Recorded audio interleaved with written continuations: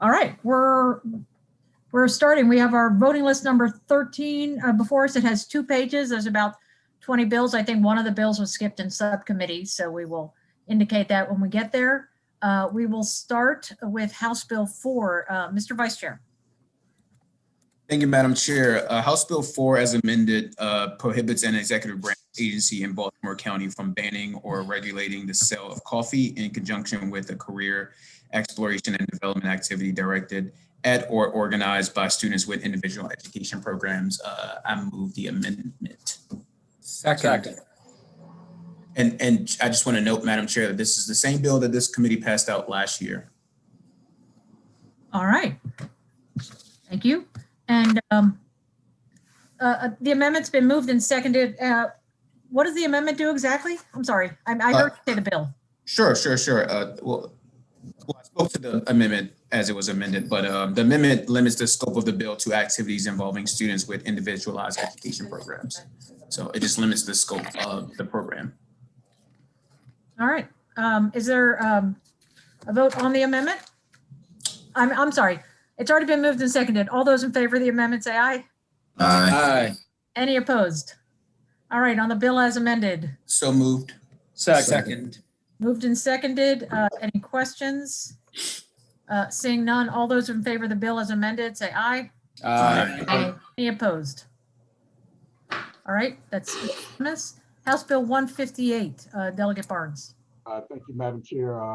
The bill requires the state to reimburse homeowners who receive smaller homeowners tax credit during the past 4 years than they were owed due to miscalculation by SDAT. The bill also codifies the correct calculations of the credit. The refunds are paid out of the local income tax reserve account, which is then repaid out of the general fund. The bill also has 2 amendments. The amendment extends the period of repaying the local income tax revenue account from 6 years to 15 years and makes technical changes. Move the amendments. Second. Moved and seconded. Any questions on the amendment? All right, all those in favor of the amendment say aye. Aye. Any opposed? And then on the bill as amended, Delegate? Second. Quietly, is there a second? Second. All right, any questions on the amended bill? All right, all those in favor of the bill as amended? Aye. Any opposed? All right, unanimous. House Bill 181, Delegate Washington. Thank you, Madam Chair. House Bill 181 just clarifies that the vote to elect the chair and vice chair of the Baltimore County Board of Education is by majority vote. Majority of the voting members currently serving on the board. Did you move it? I can move the bill. Yeah, I just saw a question, but I'll move the bill. Sir. Second. All right, questions. Delegate Buckle. I just have a question, and I apologize. I missed our earlier discussion session. I normally would have asked this, but I had a meeting that ran late. This bill is a Baltimore County bill, Delegate Washington. I assume it obviously it passed the Baltimore County delegation. Was it unanimous in Baltimore County delegation, if you know, or was there any type of split? I'll defer to Delegate Ebersol. Yeah, Okay. this bill was a little more controversial last year due to the situation in the county. This year it passed easily. I think it was unanimous. If not, it was very close to it. Okay. I don't want to Thank say you. unanimous because I don't have the paper in front of me. Okay. I know Delegate Long was on. Yeah. Hey, Corey. You asked. I don't have it in front. No, I'm asking if Alistair has the local bill count. Immediately in front of me, but I can have it very shortly. Yeah, Madam it's Chair, okay. I don't hold Chair. anybody up. All right, Okay. Delegate Long, did you want to add anything about this bill? Well, I'm trying to remember how I voted on it. If we could, I don't have, I'm getting Alzheimer's, I guess.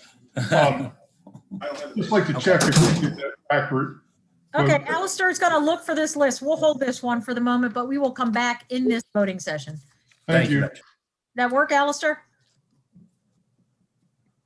I'm hoping. House Bill 222, Delegate Wilkins. Thank you so much, Madam Chair. House Bill 222 is the Value My Vote Act.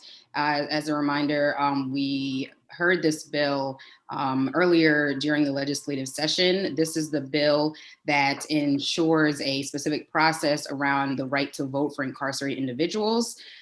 Someone who is serving a misdemeanor or who is pre-trial, who is incarcerated, is able to vote and has the right to vote. The subcommittee did adopt significant amendments to this bill, and we've been working since the beginning of session to just accommodate many stakeholders. So the amendments adopted in subcommittee require correctional facilities to display signs about voting rights, provide a ballot drop box. It also requires correctional facilities to distribute the voter registration materials to eligible individuals at least twice during 60 days before an election. It also establishes a voting rights ombudsman to help support correctional facilities and ensure the strong implementation of the legislation. You guys should have the reprint, I think, in your emails so that you can see everything in full, but those were the most significant amendments adopted in the subcommittee. I want to flag that there are also some additional amendments since then that I'd like to adopt via the full committee that are minor, but I'd like to move the subcommittee amendments, Madam Chair. Is there questions on the amendments? Delegate Hornberger? Yeah, thank you, Madam Chair. There was two concerns from the prison board, or whatever you want to call them. One was the drop box and whether or not they would even have places to put that, because my understanding is that you can vote now in these facilities. It's just someone picks them up or they're mailed. So that will be the first question about, the mechanics of this box and where they're going to put it and if there's even a space. And then the second question, they had concerns about the trained or the qualified person at each facility. So if you could speak to both of those, because I noticed those are still in the bill. Absolutely, yes. So in terms of the Dropbox, corrections suggested that the Dropbox be placed in a location where the individuals who are trying to vote can put them in the Dropbox themselves. That was the amendment, the request and the concern that I received from DOC, and we made that change in my communications with DOC. In terms of placement and things like that, that wasn't part of the conversation, but they did request, and we accommodated that and made the change that the incarcerated individual directly have access to put the ballot in the Dropbox. In terms of training, there are other state agencies that are required, who they have a role in voter registration, and therefore they're required to just designate someone to provide training. I mean, as I communicated to DOC, I mean, this could be a 30-minute Zoom type of training. You need to make sure that if someone's going to be participating and supporting voter registration and making sure people can vote, that they have, some clear knowledge and understanding of the processes. So this is something that's standard for several other agencies. And so I think that we've really accommodated that in the bill. Okay, and they're sorry, last question, Madam Chair, and they're still at no position on the bill, right? At the hearing, they were favorable with amendments. Right. So we would have to see where they are in the current version of the bill. Okay. No, thank you. Thank you. All right, Delegate Butler with the question.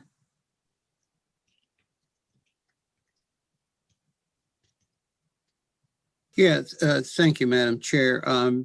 I just want to make sure I understand this, that the department hasn't weighed in one way or another as to whether they support this legislation. On this version, They did weigh in. on this version as amended, I've accommodated all of their concerns, but I haven't gotten I don't know where they are in this current version as amended in terms of their final response and where they are. At the hearing, they were favorable with amendments. And I can add to that. I can add to that, Delegate Butler. I think they wanted stronger amendments where they had a little more control on this. And I believe the subcommittee took its policy prerogative to not go as far as they might have wanted, but a lot of their other wishes were accommodated. They are generally in favor. They just wanted a little more control of the process. Should we not hold this bill until we get a definitive answer from them as to, because my understanding in talking to the department is that they were not in favor of this bill as it was amended. So Mhm. they I favored the don't, bill. I don't think it's necessary to hold it. Like I said, I think you're right that they wanted it to be a little bit different, but state agencies and counties don't always listen to us in the legislature by everyone's request really on the committee at different times. And so that's what's happening here as well. We accommodated a lot of their concerns. All right, thank you. So, I mean, of course, anyone can reach out to them to find out more about what they wished, but I believe that Delegate Wilkins and the subcommittee definitely considered their concerns. Any other questions on the amendments? All those in favor of the amendment, say aye. Aye. Any opposed? I see 3 hands so far. Boatler, Buckle, Rose, Hartman, It's on the amendments, right? just the amendment. Boatler, Buckle, Rose, and Hartman. 4 names. All right, on the bill as amended, Delegate Wilkins? Yes, I move favorable on the, Madam Chair, may I, before we adopt the bill, may I introduce the additional small amendments? Yes. Or flag them? Right time, yes. Okay, all right. I just would like to flag for the committee that there are some additional small changes that we made since subcommittee. One is to allow the ombudsman limited access to the facility. We're making it clear that they have to comply with all security requirements, that DOC can directly limit their access, that the visits would be scheduled, and that it also requires the ombudsman to comply with any security requirements. So those are the small changes that we've made for clarification and ensure security in addition to the subcommittee amendments. So I'd like to move those amendments. Second. A motion and a second. Any question on these amendments? All those in favor of the most recent amendments mentioned, say aye. Aye. Any opposed? Delegate Shoemaker, Delegate Boatler, Delegate Long, Delegate Rose, Delegate Hartman. Delegate Buckle. Making the shaking head. All right, party line minus Hornberger to staff. All right, on the bill as amended, Delegate Wilkins. Move favorable as amended on the Value My Vote Act. Second. Any questions on the bill as amended? All right, all those in favor of the bill as amended, say aye. Aye. Any opposed? All right, party line, exactly.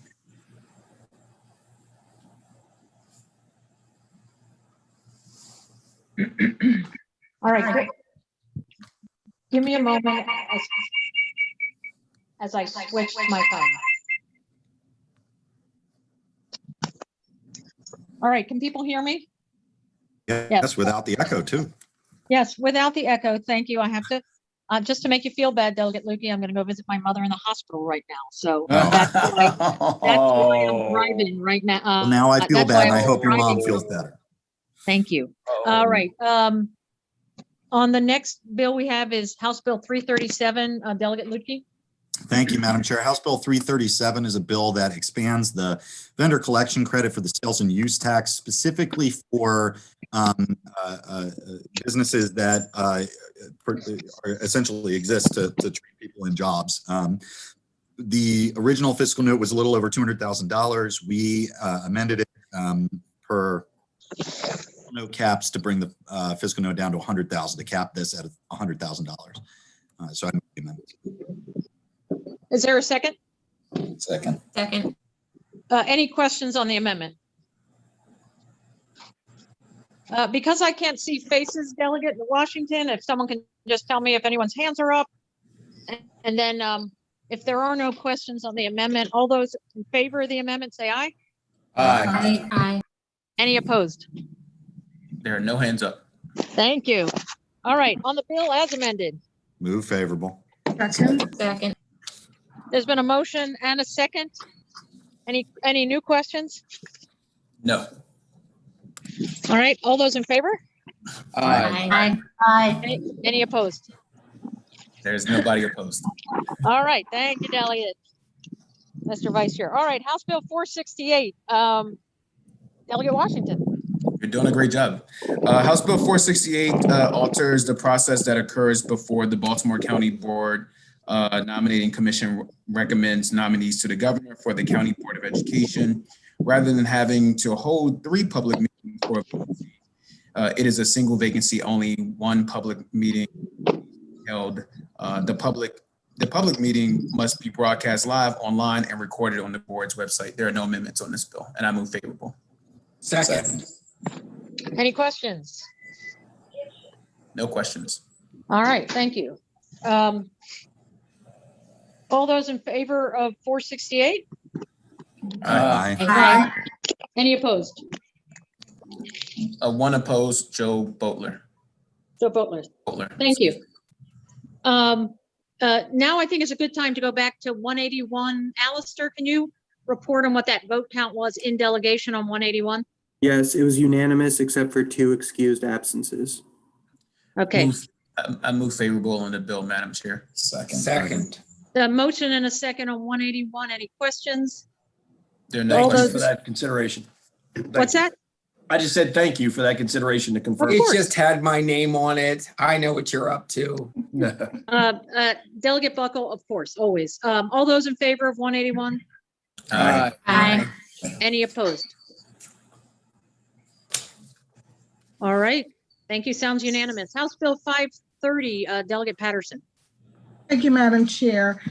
House Bill 530 is a local bill offered by the St. Mary's County delegation, which simply means they want to designate the county commissioners as the persons to administer the issuance of certain bingo licenses in the county.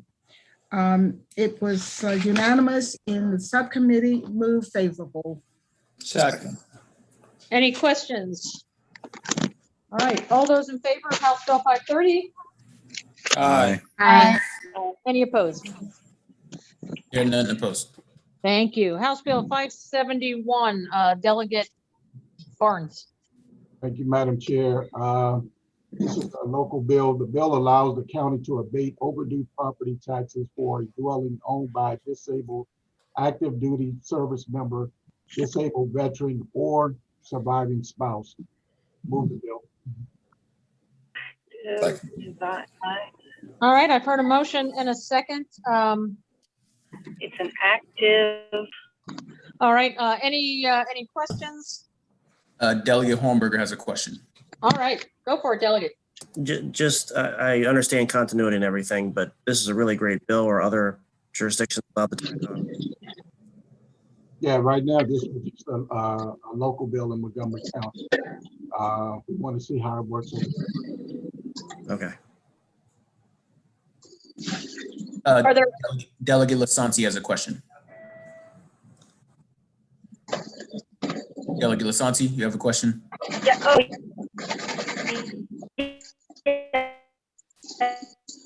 Delegate, we can't hear you, Delegate. Just wanted to. Oh my God. Delegate Lasanti, your internet is not working. I think it's. Question. Does that also include family? No. No. Okay. I'll time out. Thanks. All right. Thank you for your question. All right. Any other questions on 571? There are none. All right, thank you. All those in favor? Aye. Any opposed? No one's opposed. All right, thank you, Mr. Vice Chair. All right, I'm almost ready to leave. House Bill 692, Delegate, Mr. Vice Chair. Thank you, Madam Chair. House Bill 692 is a local Cecil County bill. It extends the maximum number of term limits for a member to serve on the County Board of Education from 2 to 3.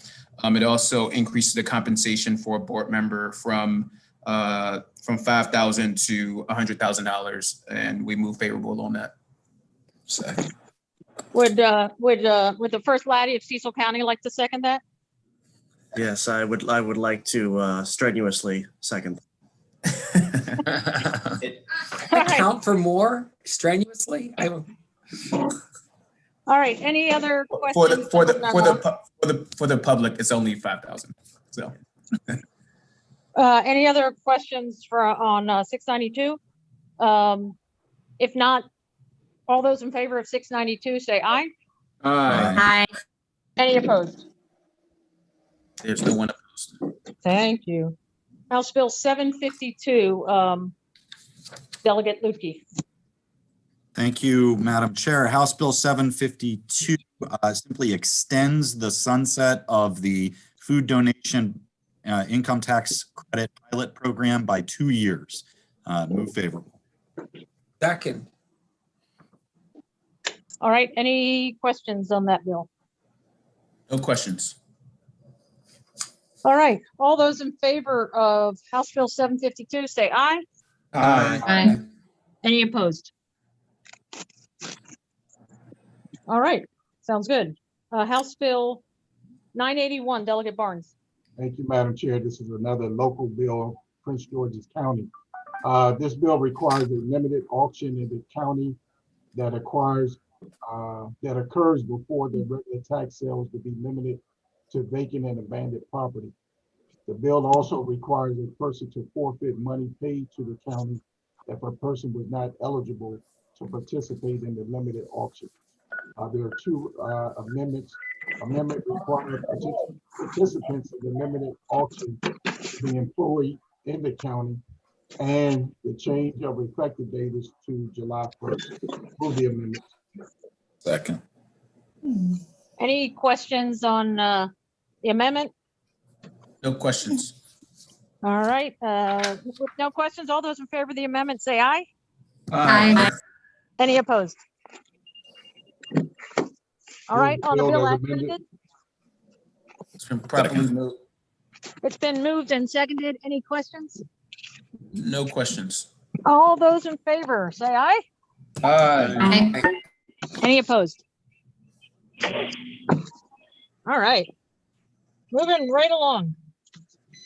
House Bill 1062, Delegate Washington. I defer to the sponsor of the bill, Madam Chair. Oh, yes. Delegate Jones. Thank you, Vice Chair.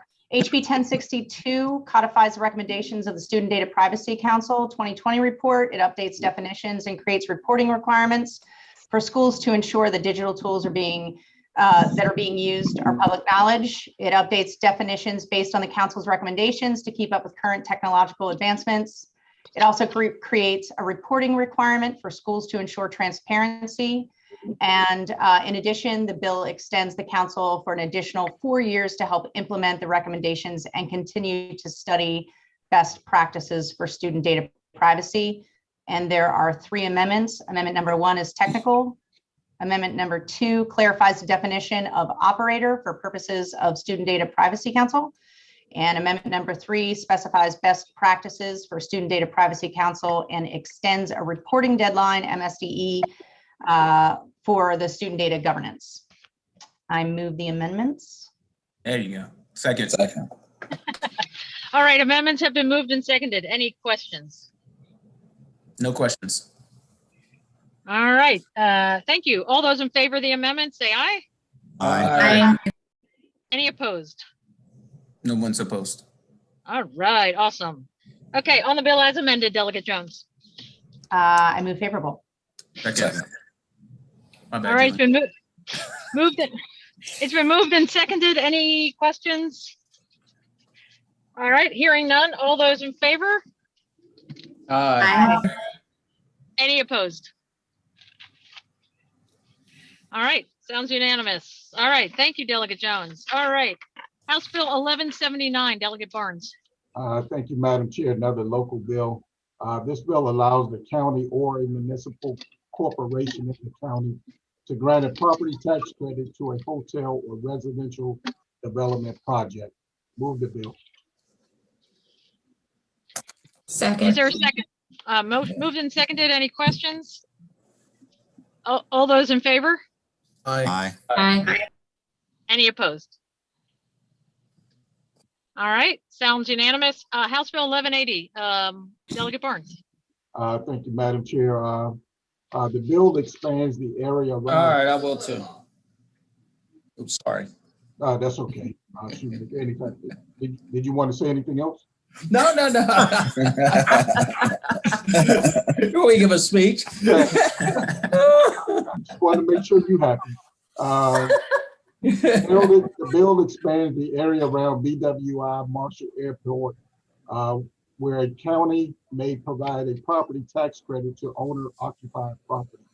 Has two amendments that clarify that the county is not required to provide the credit within a larger area, and authorizes a county that provides the credit within a larger area to vary the amount of the credit based on where the property is located. Move the amendment. Second. The amendment's been moved and seconded. Any questions?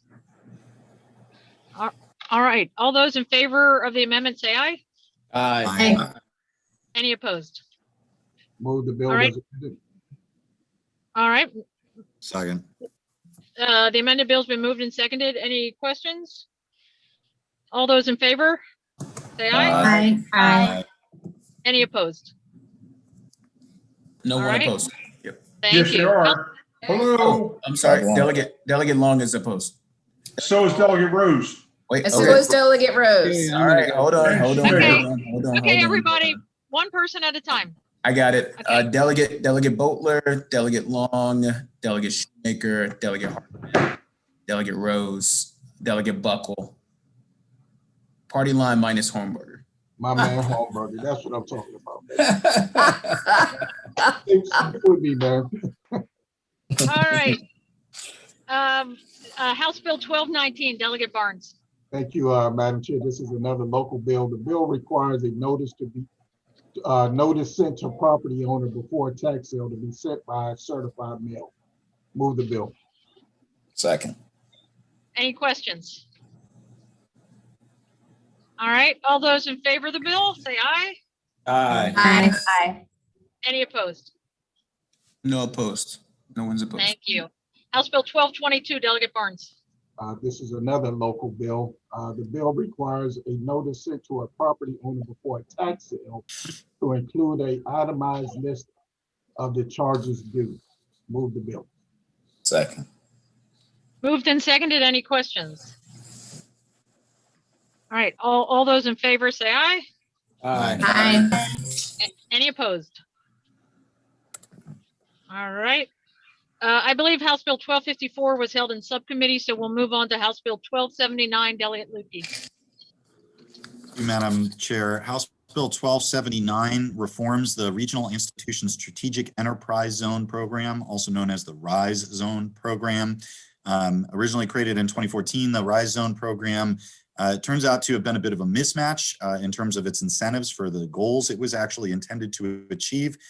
This bill does a number of things. It eliminates or rather phases out the property tax credit and the job creation credit, which are duplicative of other economic development programs. It would create a new rental assistance grant program with a match from the institution in question. It would limit the size of RISE zones to 500 acres and would make businesses in RISE zones eligible for the enhanced credits under the biotech investment and cyber investment tax credits. The amendments resulted from conversations with the Department of Commerce. Essentially, they clarify the requirements to get the rental assistance under the grant program, and they also provide some additional reporting and accountability mechanisms. So I move the amendments. Second. Any questions on the amendments? There are no questions. Yep. All right, thank you. All those in favor of the amendments? Aye. Any opposed? Sounds unanimous on the amendment. On the bill as amended, Delegate Lutke? Move favorable. Second. Second. Any questions? All right, all in favor of the bill as amended? Aye. Aye. Any opposed? All right. Unanimous. House Bill 1322, Delegate Washington. Thank you, Madam Chair. House Bill 1322 as amended prohibits state or local educational administrators from during the 2020 through 2021 from retaliating or punishing a teacher or other certified school personnel who are 65 years or older and have a health condition or live with someone in their house who meets those conditions or is working remotely and hasn't had the vaccine and chooses not to return to in-person instruction. Certification cannot be removed, and to the extent practicable, while the pandemic continues, non-vaccinated certified employees must be allowed to work remotely. We'll move the amendments. Can you explain exactly what the amendments did? Because that sounds like the bill. What was the amendment? Yeah, the amendment clarifies the certified school personnel. So it expands it to it defines the other people that are within the school system, other school personnel. Thank you, Delegate Washington, because I think we can be unanimous on that amendment because we won't be on the bill. That's why I wanted to clarify. The amendment is mostly clarifying. All those in favor of the amendment say aye. Aye. Aye. Any opposed? No opposed to the amendment. Okay. All right. On the bill as amended, Delegate Washington? Move favorable. Second. Questions? All right. All those in favor of the bill say aye. Aye. Aye. All those opposed, raise your hand. And if it's not party line, someone correct me. It's not party line. It's party line minus Hornberger. Okay. Hey, All Isn't right. that party line? I thought that was party line. Yeah, pretty much. He is the new delegate, Simon Ayer, voting with Listen, the I would Democrats. trade him for a Democrat and a ham sandwich to be named later. We have a great sideline, Kevin. Come on over. There's more stuff to do. All right. Delegate Hornberger, House thanks Bill- for supporting teachers. Yes. Oh, Delegate. House Bill 1350, Delegate Wilkins. Thank you, Madam Chair. House Bill 1350, campaign finance revisions. This bill allows the treasurer to approve rather than make all of the expenditures for a campaign finance entity. It also requires a campaign finance entity that has been assessed a civil penalty for certain violations to submit bank statements with its campaign finance report for 2 years or through the end of the election cycle, whichever is later. This one was unanimous in subcommittee and no amendments. All right. I believe there was there a second? Second. All right. Questions, Delegate Buckle. Thank you, Madam Chair. The only question that I had, if I understand this correctly, I have as many problems as probably anybody in getting my treasurer to come and physically, sign checks and do things like that because she has a job and a family and a life. And I'm sure all of us would not abuse this in any way. But if you don't have the treasurer actually making the transactions, actually making out the checks or the transfers, and they simply have to authorize it, can you authorize it to anybody? I mean, if on Monday I want my secretary at my law office because she happens to be convenient and has a copy of the checkbook, she can sign the checks. On Wednesday, my family member is going to pick up some stuff for a fundraiser. They can sign the checks or they can take the cash or whatever it is. I guess that's my only question with the bill or concern is most of this is done by check. Checks usually require only authorized signatories. And so does the bill provide that the treasurer just designates an authorized signatory with the bank account? Or does it basically say, almost anybody can sign whenever it's convenient as long as the treasurer okays it?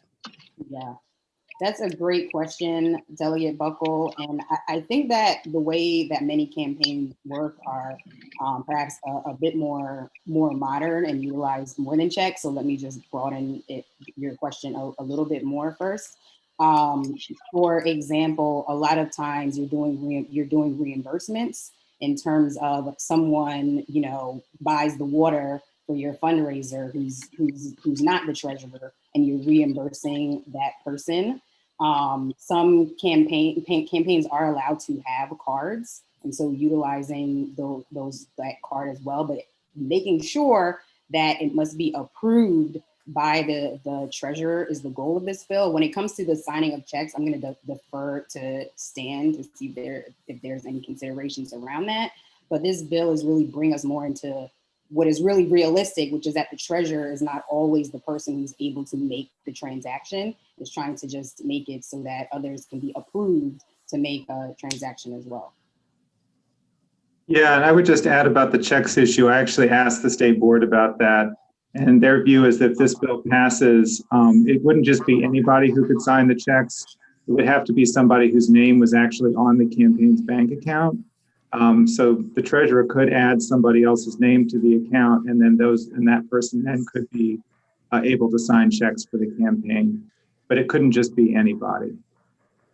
And the treasurer continues to be legally liable for any improper expenditures.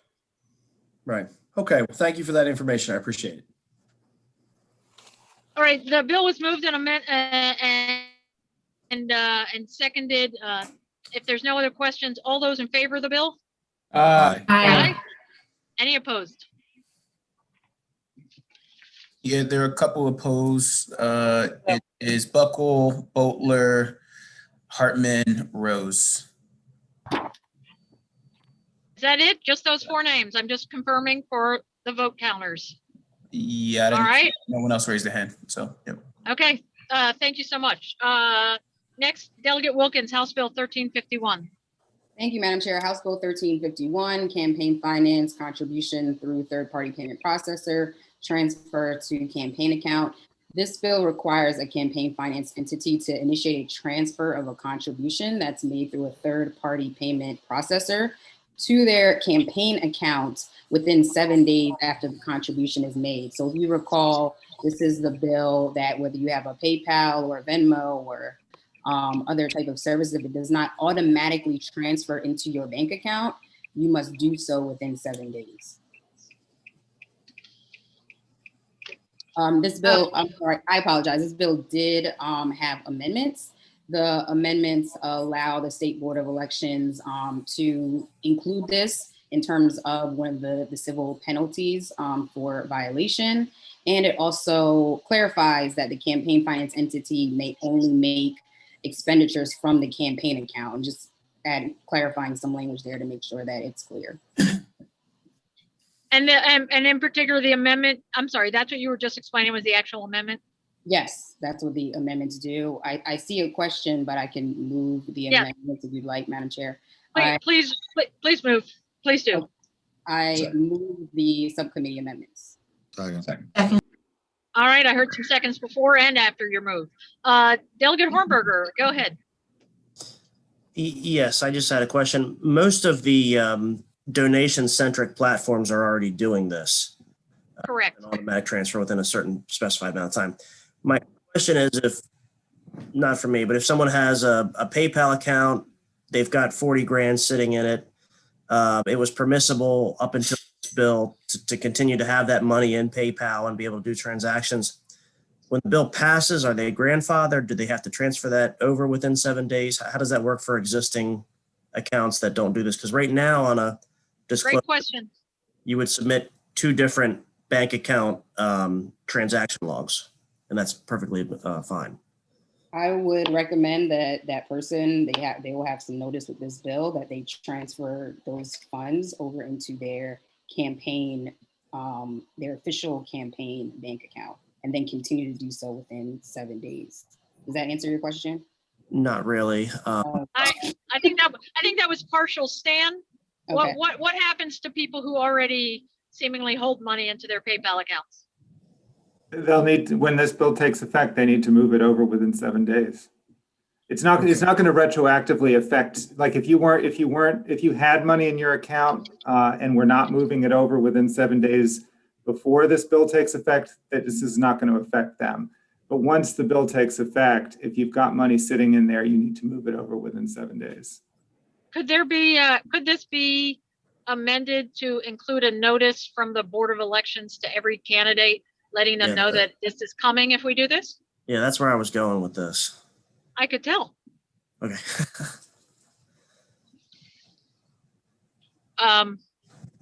Yeah, I had another question too. Please, Want to think go on ahead.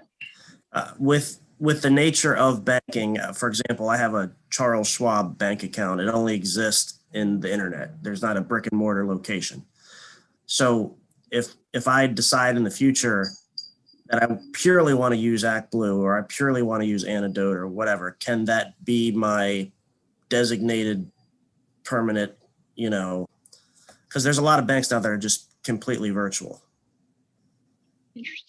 So if I use that as the home base account, is that permissible? If you use like an ActBlue as Yeah. your bank account, I don't think that would be permissible. I think you have to, as the current law, you have to have a actual structured real bank account. That's part of our current campaign finance. So you would not, and ActBlue doesn't hold, unless people have other features, something like ActBlue doesn't hold your money and serve as a bank. Well, that doesn't have that kind of features unless other people have features that I don't have. Yeah, I mean, I have some friends that work at Antidote and they're exploring moving in this direction. So I would say there's a very specific type of Suedo bank account that's only one to use. I would reach out to the Board of Elections first, because all of us are required with campaign finance to have, your a standard bank account. So in terms of an ActBlue type of entity, I would be concerned that that would not count. But I think that that's an individual case where someone should talk to the Board of Elections and just make sure that they're above board if they decide to go to one of those other types of accounts. Okay. Delegate,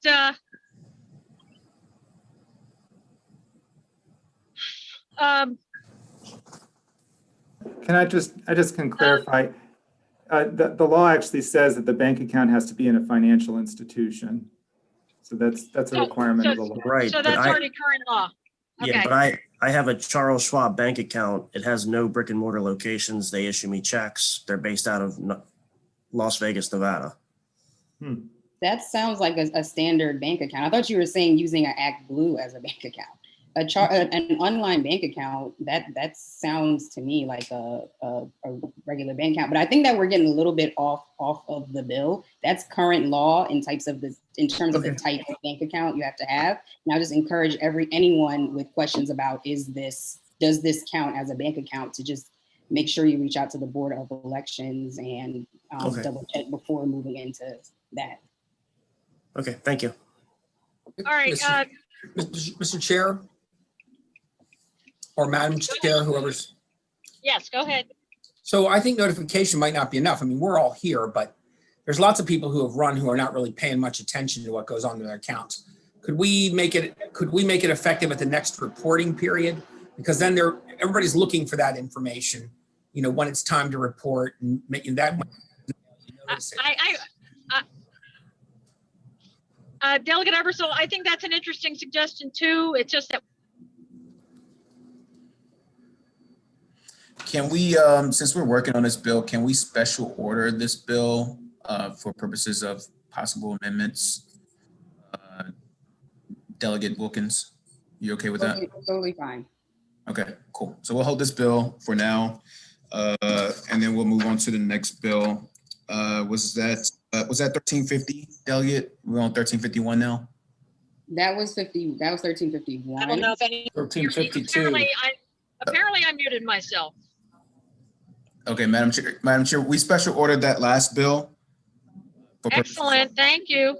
Yep, and I guess I got a phone call. I cut off my Zoom. Okay, thank you for that. All right, 1352, Delegate Wilkins. Thank you, Madam Chair. House Bill 1352, Campaign Finance Reports Business Contributors Registration Status. This bill requires the State Department of Assessments and Taxes to electronically transmit to the State Board lists of businesses that are registered with the department and those that have forfeited their registration. And the State Board would use this information to audit and investigate any business contributions that are suspected to be untoward. Untoward, love it. No amendments to this bill. Any questions on this bill? All I right. would ju- I was Go just ahead. going to remind, as we didn't get an opportunity to speak, this is a duplicate of a bill that was filed last year that I believe all the Republican members of the committee voted against last year, I believe. I just wanted to remind people of that. Sometimes we forget that. We already voted once. All right. Thank you for that reminder. All right. I believe the bill's been moved and seconded. All those in favor? Aye. Aye. Aye. Any opposed? Madam Chair, there's opposition. It's party line minus Hornberger. Yeah, I had Hornberger on my screen. I was watching that one. Okay. Thank you. I believe that's it for the voting session. Are there any announcements from the subcommittee chair, starting with you, Mr. Vice Chair? Thank you, Madam Chair. The Education Subcommittee will meet every day. No, I'm joking. We will meet on Tuesday, Wednesday, and possibly Thursday following each morning session. But we will work with any other subcommittee chairs if you have to meet during those times as well. But Mondays and Tuesdays, Tuesdays and Wednesdays definitely meeting. Okay, and to remind everyone else, we have a Kerwin hearing on Monday. We have a virtual education bill on Wednesday, and there's a few other bills that came out that might be that I think have hearings, but I think will be relatively small and short. So we may in fact have hearings several days next week. Very short ones besides Monday and Wednesday. All right, other subcommittee chairs? Local revenues will meet probably Thursday of next week. Depending on what's going on, we'll figure out the time, but Thursday for sure.